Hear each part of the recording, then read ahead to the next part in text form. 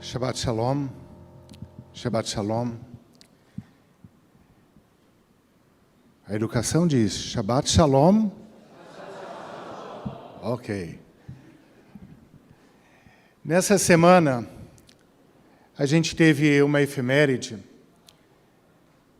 Não é uma efeméride do calendário judaico, mas que faz parte para muita gente, na sua infância, nas suas leituras de adolescência, 80 anos do Zé Carioca.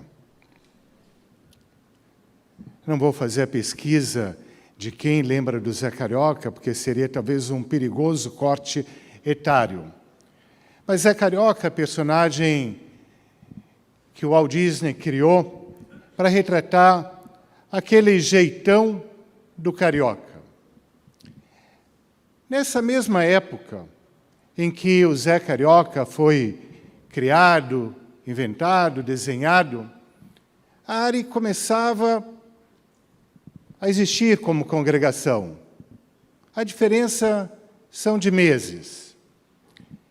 E ao ler que o Zé Carioca, então esse personagem do Walt Disney, fazia 80 anos, paralelo aos 80 anos da ARI, pensei, os fundadores da ARI vieram de outro continente do Disney. Disney da América do Norte, nossos imigrantes da Europa. Culturas completamente diferentes. E naquele período, naquela época, o intercâmbio das informações era bastante precário, o conhecimento das culturas, ainda que existisse, não tinha a velocidade que hoje acontece. Existiam elementos mais distintos de modo claro. Então, num exercício de imaginação, vamos pensar se aqueles imigrantes que estavam deixando o continente europeu tivessem alguma informação sobre o nosso país, a nossa cidade, através do personagem do Disney, com sua irreverência, com aquele jeito descontraído, com aquela maneira que o Disney retrata da carioquice, de que vamos lá, vamos ver o que acontece. Em contrapartida, os imigrantes que estavam chegando, que tinham aquela natureza mais comportada, mais discreta, sobretudo para muitos mais meticulosa, mais zelosa, planejada, menos aberta à decisão do momento, ao deixar para lá. Se eles tivessem essa informação, e se tivessem a opção de escolher um outro destino, que não esse destino da nossa cidade, será que eles optariam por outro destino? Para evitar o que seria, talvez, na visão deles, um tremendo choque cultural. O choque cultural, novamente, daquele jeito zeloso, meticuloso, absolutamente certinho, com a reverência, que, de algum modo, não distante da realidade, o Zé Carioca descreve sobre os cidadãos, os habitantes da nossa cidade.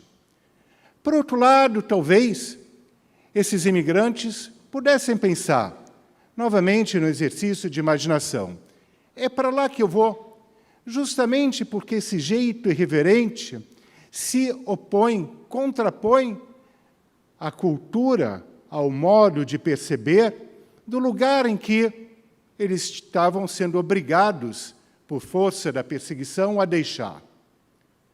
Essas perguntas são difíceis, se não impossíveis, de serem respondidas. Fica no exercício da imaginação, fica no reino da hipótese. No entanto, essas perguntas convidam para outra questão, a questão do que determina a nossa percepção. A percepção que nós temos, que cada um de nós tem, depende, em parte, do lugar que ocupamos, da missão que abraçamos, do propósito que decidimos seguir na vida, dos vínculos que estabelecemos, ou dos relacionamentos que nos são, de alguma maneira, impostos. Igualmente, a percepção que nós temos da situação vivenciada e até da situação futura são determinadas pelas experiências passadas. Em grande parcela, os estudos comprovam, as experiências passadas moldam, lapidam a maneira como vamos achar que as coisas vão se desenvolver no futuro. Nesse sentido, é importante, de tempos em tempos, revisitar as experiências passadas. Os rituais da nossa vida são muito focados nesse intuito de revisitar as experiências passadas. Por exemplo, quando andamos com a Torá no meio da sinagoga, o propósito é lembrar que nosso povo andou com a Torá no meio do deserto. Revisitamos essas experiências passadas para que essas vivências não sejam âncoras, sejam impulsionadores de uma vida a ser construída. Na Parashá, na porção da Torá que nós lemos essa semana, Moshe, o líder do nosso povo, propõe o seguinte: antes de vocês entrarem na terra prometida, na nova terra, recorde a travessia e lembrem-se dos caminhos percorridos. Isto é um convite para que não haja escravidão. Que escravidão é essa? A escravidão que nos torna reféns das experiências passadas. E aqui uma diferença conceitual entre aprendiz e refém da experiência passada. O aprendiz é aquele que se enriquece com o que foi vivenciado. O refém é aquele que desiste por antecipação ou se ilude por precipitação. O aprendiz não negligencia o que passou. Ele retira os ensinamentos para então compreender as novas situações e, dessa maneira, se abre de modo pleno, criativo, com vitalidade para as oportunidades que vão surgir. Um exemplo de reféns, de sermos reféns das experiências passadas, é descrito pelo escritor Gabriel Garcia Marques, Prêmio Nobel da Literatura, no seu livro 100 Anos de Solidão. Gabriel Garcia Marques descreve como gerações sucessivas de uma família foram condenadas a uma repetição de comportamentos que levava cada nova geração a repetir a solidão da anterior. De outro modo, a história judaica. A história judaica é uma história de reversão. Se estamos na escravidão do Egito, revertemos e buscamos com tenacidade e coragem a liberdade. Se estamos no deserto, lembrando que o Estado de Israel é majoritariamente árido, revertemos, irrigamos e plantamos. Se não há riqueza natural, criamos a riqueza através da cultura e da tecnologia.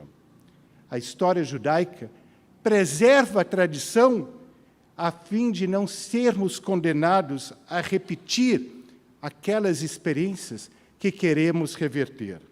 A motivação, a criatividade, a inovação e a criatividade não ficam anuladas pela repetição dos comportamentos. Carregamos as experiências passadas, mas o judaísmo exorta que essas experiências não nos conduzam ao inevitável fatalismo. Esse inevitável fatalismo duplica, de modo burocrático, automático, aquilo que a gente vivenciou. Esquece o livre-arbítrio, esquece, anula a criatividade, é um carimbo como se a vida fosse condenada a ser sempre a mesma coisa. Falei dos imigrantes que vieram de uma região a outra. Somos todos nós imigrantes. Não necessariamente imigrantes geográficos, imigrantes de um lugar ao outro, mas somos todos imigrantes de um tempo ao outro. Trazemos a bagagem nessa migração de um tempo ao outro, do tempo, das experiências do tempo. Quando o novo tempo chega, e o dado é que esse novo tempo chega a cada instante, abrimos a bagagem das experiências E uma decisão tem que ser tomada. O que vamos fazer com essas experiências? Será que essas experiências passadas vão se tornar fantasmas que nos atormentam? Vão ser feitiços que nos iludem? Ou vão ser polos que nos irrigam para plantarmos novas sementes de realização e concretização de sonhos? Somos todos imigrantes no tempo. Assim, deixando os 80 anos do Zé Carioca para trás, vamos abraçar os novos personagens do novo tempo e pensar como, ao invés de um diálogo entre Zé Carioca e os imigrantes de antes, seja um diálogo entre nós, imigrantes do tempo, e Harry Potter. E isso não é um exercício de completa imaginação, porque já foi realizado por um rabino através desse livro. Ele escreveu um livro em que a ética judaica, sobretudo a ética judaica do texto bíblico, dialoga com Harry Potter.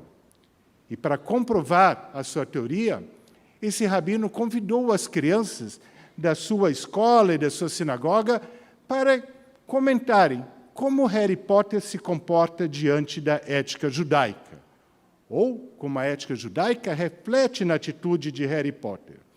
E uma dessas crianças, está aqui nesse livro, diz: Harry Potter teve muita coragem, enfrentou seus medos.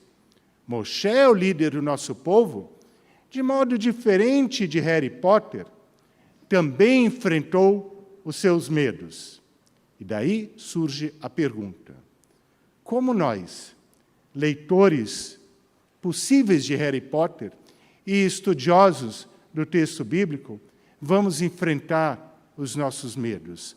Como vamos enfrentar os medos confrontando as experiências passadas? Como vamos enfrentar os medos pensando na construção do futuro? Sem confrontar esses medos, talvez apenas estejamos exercendo uma tarefa burocrática que, no fundo, vai nos desagradar, de carimbar aquilo que não gostamos para pautar o nosso futuro. Então, como vamos confrontar com coragem nossos medos? Moshe, diz essa criança, fez isso. Harry Potter fez isso.